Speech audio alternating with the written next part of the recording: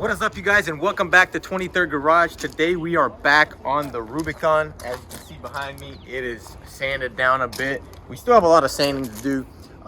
Nate was sick and I'm sick, so it's gonna be kind of like low pace, you know what I'm saying? But anyways, what we need to do right now, it's really cold out here, and as much as I don't want to do this, I'm going to go ahead and pull it into the booth and finish sanding it in the booth. I don't really like to do that. Obviously, you're not supposed to sand in the paint booth, but there's a heater in there and it's freezing cold out here, so I honestly don't care what anybody says. I'm gonna do it. So I'm gonna pull this thing in. It does run. You guys have not seen this thing run or drive, so super excited to show you guys that. I got the radiator on there, just kind of hanging on there. I do not have the fan on there because I didn't have the shroud, but now I have everything. Once we get this painted, get that radiator support on, then we'll button all that up and this thing will be ready to go down the road. But for now, let's get this thing inside the booth and get the heat on.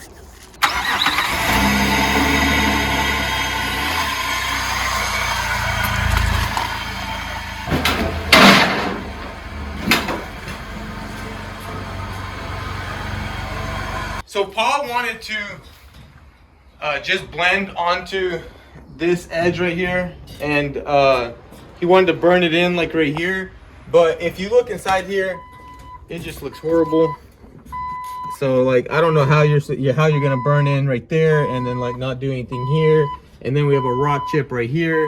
And then I don't like burning things in. So since Paul's not here to stop us, we are going to go ahead and just strip everything and sand everything down and paint these entire corners. That's just the way I like to do it. These Jeeps, you don't really have to go all out like that with it, but it's got 46,000 miles. So the fact that it's got such low miles and the fact that we're going to be decking it out, putting some rims and tires and lift kit and all that on there, I think it's worth doing it right. So we're gonna take off the fender flares, take off the doors, take off the top. That way we can get the paint to roll over real nice right here. We'll take off this gas cap right here, and we'll probably stop the painting right here on this line. I don't know, we might be replacing these tail lights. Might put those nice round ones in there. I don't know yet, need to talk to the owner, and might put him a sweet little tag thing on there. But I don't know, we'll see. For now, let's just get this done. All right, so we got this flare off, and Vlad just told me that he believes the wheels and tires came in for this thing, so let's go see if that's true. Are you kidding me? What's up, bro? Alright, I'm doing. Yeah. Yo, these are bigger than my wheels on my Cummins, man. Yo, these are gonna be insane. Yo, what size are these? Are these 20s? Yo, these are 20s, man. I should just cop them for my Cummins. These are Max's motors, bro. Dude, these will work. I can't believe he bought these for a Jeep Wrangler. That's Jeep Wrangler. Yeah. There you go, my man. Thank you, sir. Y'all don't work too hard. We'll try not to. Hey, what is that? I don't know. Something rough, something.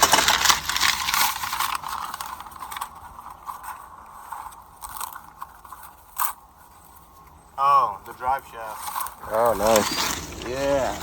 I don't know if this is the front one or the back one. I believe it's the... Yeah, this is the back one. You see this double yoke? Dude, that is You know, insane. most of, like the regular TJs, the non-Rubicons, they just have the single yoke. See how this is a double yoke? It has the two of the universal gears. It means you can go at a much crazier pitch with it. Dude, this is gonna be insane. Hey, the man wanted to go big. We'll go ahead and unbolt the top and get everything stripped, get it ready for sanding, and then maybe we'll just sand it outside real quick. It's really not that cold. Yeah, it's not that bad. Yeah, so let's get the rest of this stuff off.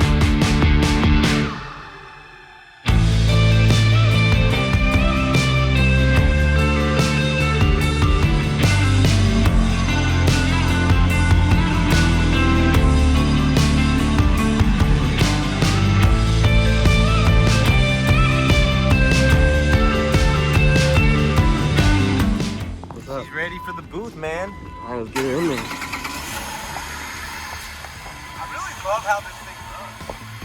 It just runs. This high.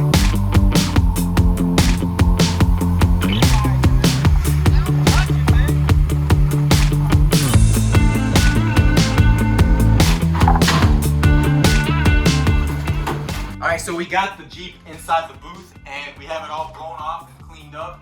Now we are ready to go ahead and mask it off. What we are going to do is line all the edges off of the parts that we want painted with some tape, and then put the clear plastic overspray sheeting on top of that, and that the sheeting will stick to the tape, and we want to use paper. So let's get that done.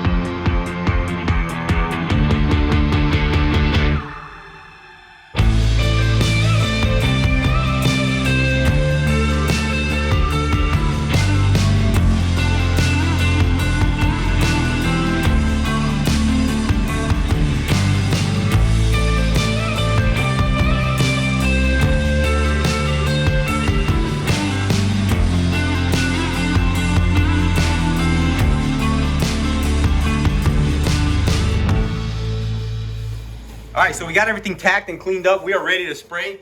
Paul is getting his hose ready, and we'll just time lapse it from here. So see you guys in time lapse.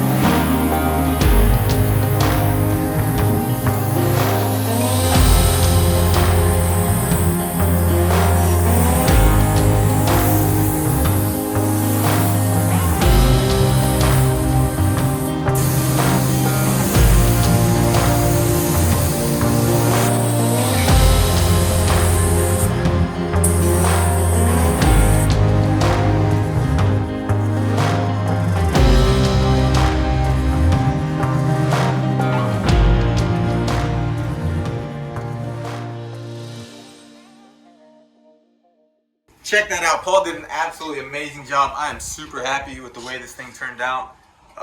Now we're ready to just let it cure and, you know, put it all back together. I'm super excited. We've got a bunch of rough country goodies, so stay tuned for that. And also stay tuned for the next video. We are going to be doing the body work and prepping the Laramie for paint. So hopefully tomorrow we can get that thing painted. And also tomorrow we have an exciting new build that we have to reveal to you guys. So stay tuned for that. And if you haven't already, go ahead and subscribe. Hit that like button. It really helps us out. It keeps us motivated. And also check us out on Instagram at 23rd_garage. And I will see you guys in the next episode. Peace out.